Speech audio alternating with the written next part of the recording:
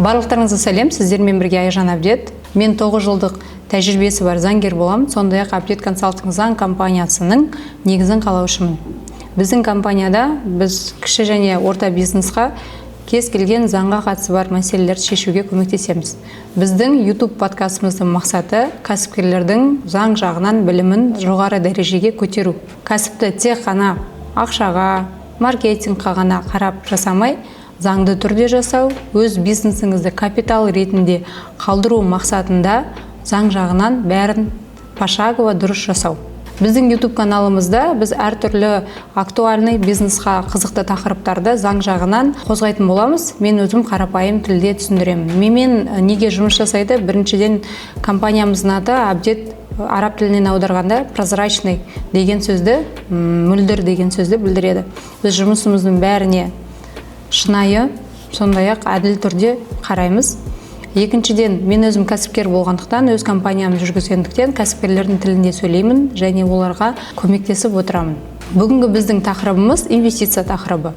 Кәсіпкерлерге масштабқа шығу үшін, немесе бизнесті бастау үшін инвестиция тарту, ол масштабқа шығудың бірден бір жолы. Бірақ та инвестицияны сауатты түрде тарту керек. Бірінші жолы бар, ол инвестормен совместный компания ашу. Инвестормен совместный компания ашқан кезде сіз заңды тұлға ашасыз, оны тіркейсіз және де өз доляңыздың определенный процентін инвесторға бересіз. ТО-ға кіргізген кезде сіздерде устав болады, учредительный документтер болады, приказ болады. Ол адам сіздің пайдаңыздан определенный дивидендтің долясын алып отырады. Бұның қандай өзіндік минустары бар, плюстары бар. Егер ТО ашсаңыз, инвестор уақытша кірмейді, ол компанияның долясына, компания жұмыс істеп жатқан уақыттан полностью компания жабылған моментке дейін ол сіздің доляңызда қалады. Бұл тұрақты және ұзақ уақытқа созылатын серіктестік болып табылады. Бұл ТО ашылған жағдайда сіздер юристке обращаться етесіздер, юрист сіздерге ТО ашып береді. Учредительный договор болады. Учредительный договор деген сіз екеуіңіз учредитель болып табыласыздар да, құрылтайшылар. Сол құрылтайшылар келісім шартында барлық условияларды анықтап жазасыздар. Бизнестің направлениясы қандай, кім неге жауап береді. Мысалы, сіз жауап бересіз бизнесті бастау барысында маркетингке, продажаға, сіздің инвесторыңыз ақшалай вложение жасайды, сондай-ақ стратегияны, команда жинау барысында қандай да бір моменттерге зона ответственности бөліп аласыздар. Осылай прозрачный договорға отыра жұмыс жасау сіздің бизнесіңізді әділетті түрде, заңды түрде точка Б-ға жетуге көмектеседі. Сондай-ақ серіктестік барысында қарым-қатынастарыңызды жоғалтпайсыздар. Сондай-ақ осы келісім шартта екінші момент зона ответственностьтан бөлек доходты қалай бөлесіздер, расходты қалай бөлесіздер, бренд кімнің атында қалады, қандай бір-бірлеріңіздің орталарыңызда отчеттар болады. Ол финансовый отчет, операционный отчеттар, продажалардың отчеттары. Осы отчеттың түрлерін бір-біріңізге тапсыру бойынша келісім шартта сроктарын көрсетесіздер. Айына бір рет пе, 3 айда бір рет пе. Бұл екінші момент. Үшінші момент бизнестен шығу барысында. Шығу барысында доля қандай суммаға сатылады. Мүмкін ол соңғы 6 айлық оборот болуы мүмкін. Немесе сіздер официально оценка жасап, бизнестің сол текущий положениясындағы оценкасы бойынша бір-біріңізден доляларыңызды выкупать етесіздер. Төртінші момент, бизнесқа жаңағыдай жаңа партнер қосуға болады ма, болмайды ма, қосатын жағдайда қандай ретпен қосылады, бір-біріңізден согласовать ету керексіздер ма.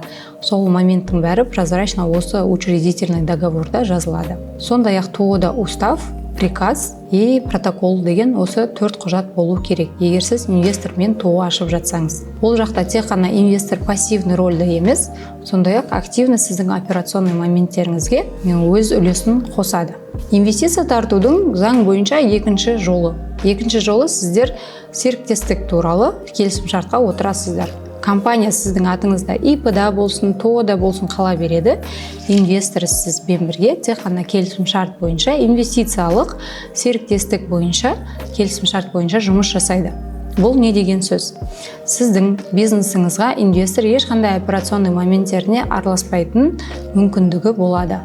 Сіз үшін, инвестор үшін.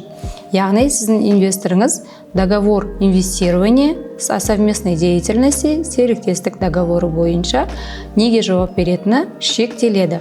Ол адамда тек қана шектеу болады. Шектеудің бірінші варианты. Ол тек қана ақша салады и өзінің дивидендін ғана алып отырады. Осымен шектеу бітеді. Немесе қандай да бір моменттерді согласовывать етсе, сіз инвестициядан алған ақшаны қайда жаратқаныңызды көргісі келсе, ол да осы договорда айқын түрде жазылуға міндетті. Бұл ислам жағынан қарайтын болсақ, бұл договордың түрі мудараба деп аталады. Бұл жақта екі адамда тәуекелге келеді деген сөз.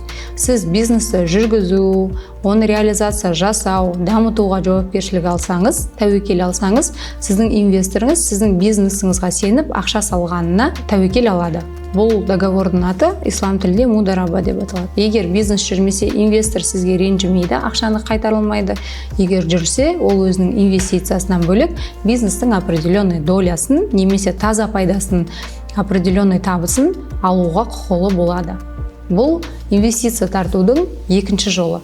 Бірінші, екінші жолдарда да залоговый инвестиция қарастырылуы мүмкін. Ол не деген сөз? Егер сіз инвестор болсаңыз, сіз ақша салғаннан бөлек, бизнестің отчетін көргеннен бөлек, сізде залог тұрғанын қаласаңыз, гарантия ретінде сіз сол адамнан, бизнестің егесінен залог сұрай аласыз. Ол не болуы мүмкін? Бірінші, жер учаскесі, екінші, недвижимость, квартира, үй, үшінші, машина.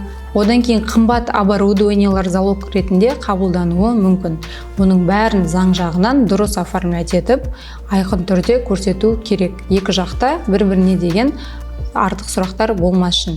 Инвестиция тартудың енді үшінші жолы бар. Инвестиция тартудың ол ең қарапайым жолы, бұның да өзінің плюстары, минустары бар.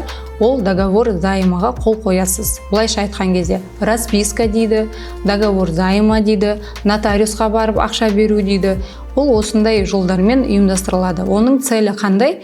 Бұл договордың немесе расписканың целі сізге инвестор адам ақшаны береді, сол ақшаны қайтарып алады. Практикада ол договорда процент қоюға болмайды, бірақ та көптеген инвестор мен кәсіпкердің ортасындағы бұндай договорда үстіндегі проценті уже сумманың ішіне кіріп отырады. Яғни сіз инвестицияға 10 миллион тартып отырсаңыз, сіздің распискаңызда 15 миллион алдым деп жазғызуы мүмкін, бірақ 5 миллион ол проценттің орнына берілетін инвестицияның үстіндегі дивиденді болып табылады. Бұл жолда кәсіпкер үшін өте үлкен рисктер бар. Біріншісі, бұл договор займа оспариваться етілмейді. Ол сіздің кәсібіңіздің жүргеніне, жүрмегеніне, банкрот болғанына қаралмайды. Сіз ол ақшаны по факту қайтадан қайтарып беру керексіз. 15 миллион договорда жазылса, 15 миллион қайтарасыз, басқа сумма жазылса, сол сумманы толықтай қайтарып беруге міндетті боласыз. Ол жақта сіздің тәуекелдеріңіз, рисктарыңыз қарастырылмайды. Ал инвестор үшін ол өте ыңғайлы болуы мүмкін, өйткені ол гарантированный өз ақшасын сот арқылы немесе сотсыз нотариус арқылы қайтарып алуға құқығы болады.